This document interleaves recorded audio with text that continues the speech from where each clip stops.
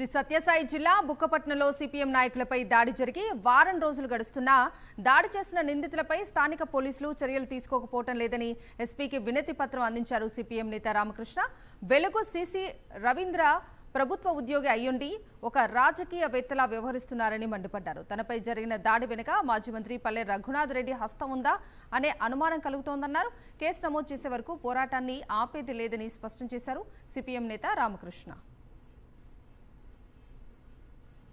ఇట్లా ఫిజికల్ దాడులు ఈ తెలుగుదేశం ప్రభుత్వం వచ్చిన తర్వాత మామూలు అయిపోయినాయి, చాలా మామూలు అయిపోయినాయి. ఉద్యమాలు పేద ప్రజల కోసం ఉద్యమాలు చేసే వాళ్ళపైన దాడులు చేస్తే ఇంకా అడిగే వాళ్ళకి అడ్డం ఉండరు. అందుకోసమే ఈ విధంగా దాడి చేయడానికి మేము తీవ్రంగా ఖండిస్తున్నాం. ఈరోజు సిసి అనే అతను నిన్న మహిళలందరినీ కూడా పిలిపించుకొని సిపిఎం వాళ్ళకు ఏం పని అంటాడు. ఇప్పుడు మా కలెక్టర్ ఆఫీస్లో పని ఉందా, కలెక్టర్ ఆఫీస్ని మేము పర్మిషన్ తీసుకొని పోయినామా, ఒక అర్జీ రాసినాం, కలెక్టర్ గారిని అడిగినాం, పోయినాం. మీరు అసలు ఆఫీసులోకి కూడా రానిలేదే. మేము ఒకవేళ ఆఫీసులో పోయింటే మేము దౌర్జన్యం చేసింటే ఓకే, తప్పే. మా పిల్లలు ఎవరైతే కమిటీ మెంబర్లు ఇద్దరు పోయినారో వాళ్ళు బయట ఉన్నట్లే మీరు బయటనే దాడి చేయడం ఎందుకు మీకు అంత ఖర్చు వాళ్ళపైన?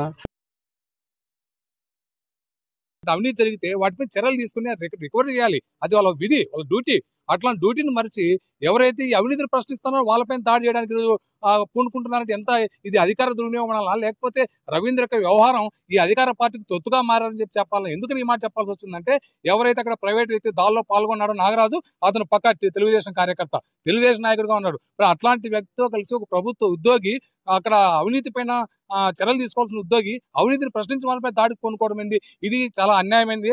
ఇది చాలా సరైన చర్య కాదు. అందుకనే మేము అధికారులకు ఇప్పటికే ఫిర్యాదు చేశాం.